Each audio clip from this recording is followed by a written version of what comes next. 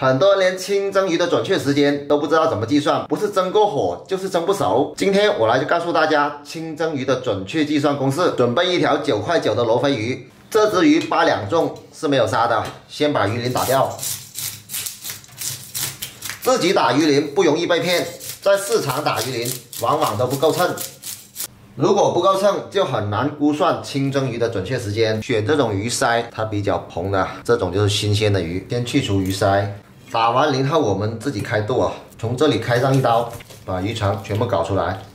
把鱼杀好之后，可以看到有这么一条东西，我们需要用刀把它割开。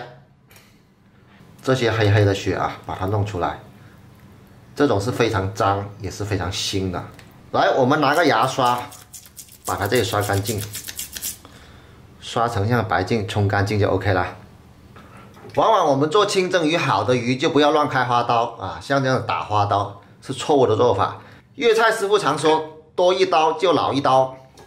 我们做清蒸鱼呢，需要准备2根筷子和1个白菜叶。筷子的作用是把鱼架起来，利于蒸汽在下面流通，这样使鱼受热更加的均匀。白菜叶有什么作用呢？白菜叶是盖住鱼尾、鱼肉薄的部分，让鱼不这么快蒸过火。否则鱼尾已经蒸过火了，鱼背的肉还没有蒸熟，这些都是酒店常用的做法。就把它放在蒸笼上，蒸鱼的准确时间等于2除以2。这只黄角鬣8两，8两除以2就是4分钟。解开就把它放去蒸。